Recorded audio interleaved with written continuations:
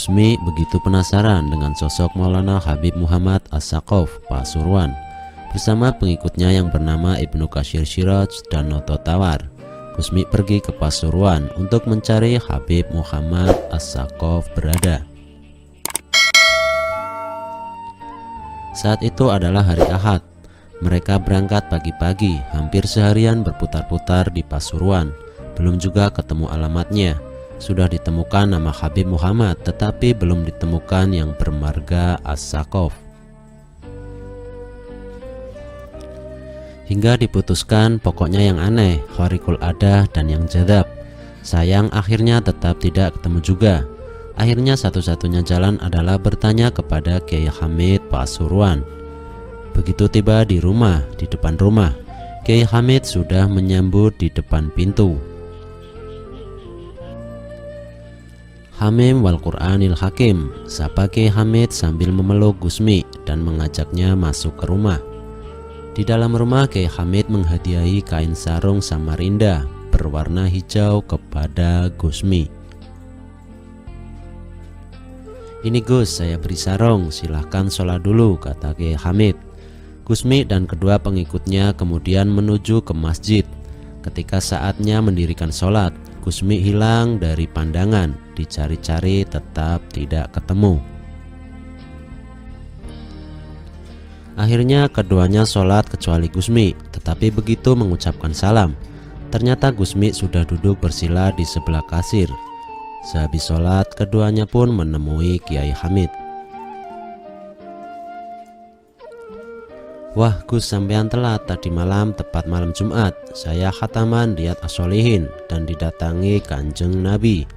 Kisah Kiai Hamid yang begitu gembira. Gusmi hanya tersenyum. Kiai Hamid kemudian berdiri mengambil sesuatu di atas sebuah jam besar, lalu mengulurkan tangannya kepada Gusmi dan kedua pengikutnya. Kiai Hamid menyuruh Gusmi mengambil satu, demikian juga dengan yang lain, lalu kemudian memintanya kembali. Gusmi yang tadinya mengambil biji koro yang berada di tengah ketika mengembalikan biji itu ke telapak tangan Kiai Hamid berubah menjadi batu akik, sementara yang lain masih tetap berupa biji koro. Kemudian Kiai Hamid mengembalikannya kepada masing-masing, kepada Ibnu Katsir. Kiai Hamid berpesan agar biji itu ditanam dan kelak bila sudah berbuah, Kiai Hamid akan datang berkunjung ke rumahnya.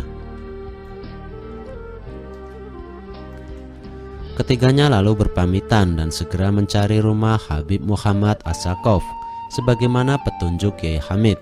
Ternyata rumahnya tidak jauh dari rumah Kiai Hamid. Setelah ketiganya tiba di rumah Habib Muhammad As-Saqaf, dengan suara yang keras dan lantang, tiba-tiba Habib bertanya, "Dari mana?"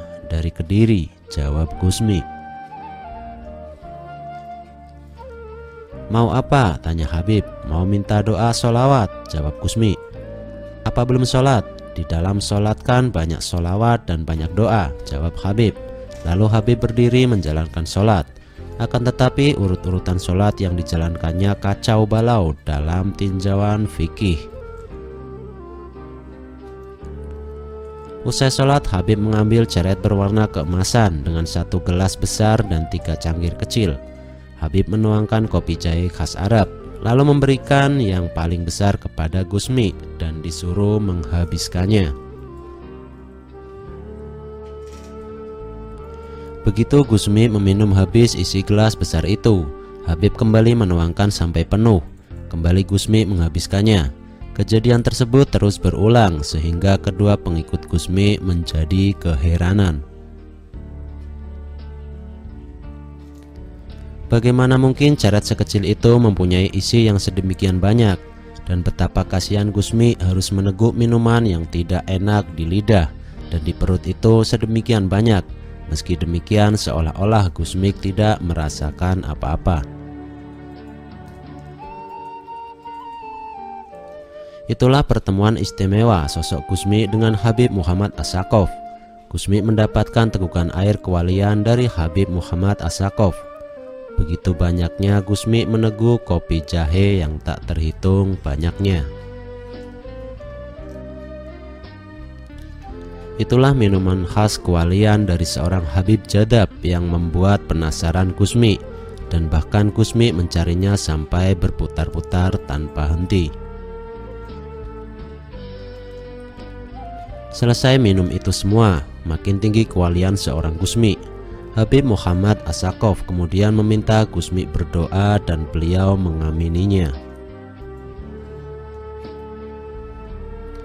Pada suatu kesempatan Gusmi pernah dawuh, mereka para kekasih Allah atau waliullah mempunyai keistimewaan masing-masing, kesenangan masing-masing, dan kita juga harus mempunyai keistimewaan tersendiri. Apakah kita senang membaca Al-Quran, membaca sholawat, apakah kita senang wiridan tertentu, apakah kita senang melakukan khataman, apakah kita senang membaca surat Al-Fatihah atau surat Al-Ikhlas beberapa ribu setiap hari. Diusahakan kita mempunyai keistimewaan masing-masing yang bisa dipegang dan bisa dijadikan sebagai hal keistiqomahan. Dan amalan yang kita jadikan pegangan dan terus-terusan itu akan menimbulkan suatu keistimewaan yang sangat mulia, bahkan bisa mengundang karomah.